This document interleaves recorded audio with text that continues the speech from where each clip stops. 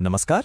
चैत्र नवरात्रि का पावन त्योहार बस आने ही वाला है। तो चलिए आज इस त्योहार की पूरी विधि और शुभ मुहूर्तों को अच्छे से समझते हैं ताकि इस पर्व को पूरी श्रद्धा और एकदम सही तरीके से मनाया जा सके। तो आइए माँ दुर्गा का नाम लेकर इस आध्यात्मिक सफर की शुरुआत करते हैं। अब देखिए, सबसे पहला और सबसे जरूरी सवाल यही मन में आता है कि ये पवित्र नवरातें आखिर शुरू कब से हो रही हैं। सही समय पता होना बहुत जरूरी है ताकि सारी तैयारियां वक्त पर हो सकें। और हाँ, ये सिर्फ एक त्योहार नहीं है। चैत्र नवरात्रि का जो पहला दिन है, जिसे गुड़ी पड़वा भी कहते हैं, वो हिंदू नववर्ष की शुरुआत का भी प्रतीक है। मतलब ये एक नई शुरुआत का समय है, प्रकृति के नवीकरण और आध्यात्मिक शुद्धि का, जो इसे एक दोहरा उत्सव बना देता है। चलिए अब बात करते हैं पहले और सबसे महत्वपूर्ण अनुष्ठान की, घटा स्थापना यानी कि कलश स्थापना, और जानते हैं इसकी शुभ मुहूर्त क्या है। अच्छा, विस्तार में जाने से पहले एक नज़र इन 9 दिनों की खास तारीखों पर डाल लेते हैं। समझिए कि ये त्योहार का एक रोड मैप है। शुरुआत होगी 19 मार्च को घट स्थापना से, फिर 26 मार्च को दुर्गा अष्टमी, 27 मार्च को रामनवमी और आखिर में 28 मार्च को नवरात्रि का पारण होगा। तो तारीख याद रखिएगा, इस साल चैत्र नवरात्रि का पावन पर्व गुरुवार 19 मार्च से शुरू हो रहा है। तो ये घट स्थापना आखिर है क्या? देखिए, ये एक बहुत ही पवित्र अनुष्ठान है जिसमें कलश को देवी का प्रतीक मानकर उसमें उनकी शक्ति का आह्वान किया जाता है। ये 9 दिनों की भक्ति और साधना की एक तरह से औपचारिक शुरुआत है।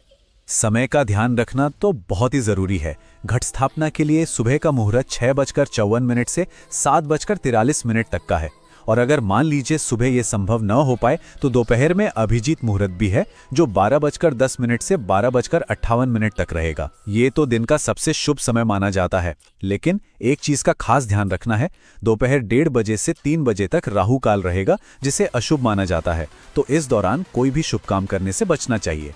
घट स्थापना के बाद शुरू होती है 9 दिनों तक माँ दुर्गा के 9 दिव्य स्वरूपों की पूजा। तो आइए अब जानते हैं कि हर दिन किस देवी को समर्पित है। पूजा का क्रम कुछ इस तरह रहेगा। 19 मार्च को माँ शैलपुत्री से शुरुआत होगी, फिर माँ ब्रह्मचारिणी, माँ चंद्रघंटा, माँ कुष्मांडा, माँ स्कंद माता, माँ कात्यायनी, माँ कालरात्रि, माँ गौरी और आखिर में 27 मार्च को माँ सिद्धिदात्री की पूजा होगी। और जानते हैं, इस बार एक बहुत ही विशेष संयोग है कि कोई भी तिथि घट या बढ़ नहीं रही, जिसे साधना के लिए पूरे 9 दिन मिल रहे हैं। अब बात करते हैं नवरात्रि के सबसे महत्वपूर्ण दिनों की, अष्टमी और महानवमी, जो इस त्योहार के एक तरह से चरमोत्कर्ष हैं। इस साल महाअष्टमी 26 मार्च गुरुवार को है, जो देवी महागौरी को समर्पित है, और ठीक उसके अगले दिन 27 मार्च शुक्रवार को महानवमी पर अंतिम स्वरूप मां सिद्धिदात्री की आराधना की जाती है। इन दोनों दिनों का एक और खास महत्व है, वह है कन्या पूजन की परंपरा। इस दिन छोटी कन्याओं में देवी का साक्षात स्वरूप देखकर उनकी पूजा की जाती है। ये नारी शक्ति के सम्मान का कितना सुंदर प्रतीक है ना? इसकी विधि भी बहुत सुंदर है।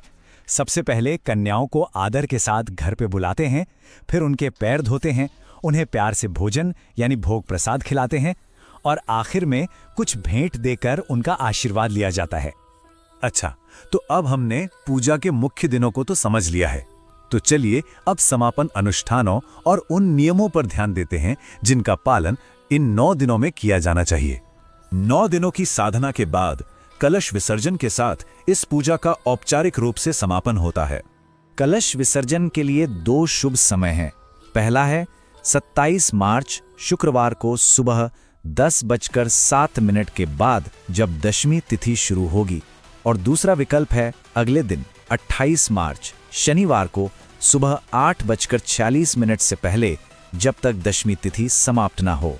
इन 9 दिनों की पवित्रता को बनाए रखने के लिए कुछ नियम बहुत जरूरी हैं। तामसिक भोजन मतलब लहसुन, प्याज जैसी चीजों से दूर रहें। कन्याओं का सम्मान करें और सबसे जरूरी, पूरी श्रद्धा और भक्ति के साथ पूजा करें। और एक सबसे महत्वपूर्ण बात यह है कि अगर किसी वजह से उपवास नहीं रख पा रहे हैं तो भी चिंता की कोई बात नहीं। सिर्फ विधि विधान से पूजा करने और कथा सुनने से भी माँ का पूरा आशीर्वाद मिलता है। असल में तो सच्ची भक्ति ही सबसे ऊपर है। तो अब जब सारी जानकारी हमारे पास है तो ये सोचने का समय है कि इस नवरात्रि माँ दुर्गा से अपने रिश्ते को कैसे और गहरा किया जाए और उनका आशीर्वाद कैसे पाया जाए। जय माता दी।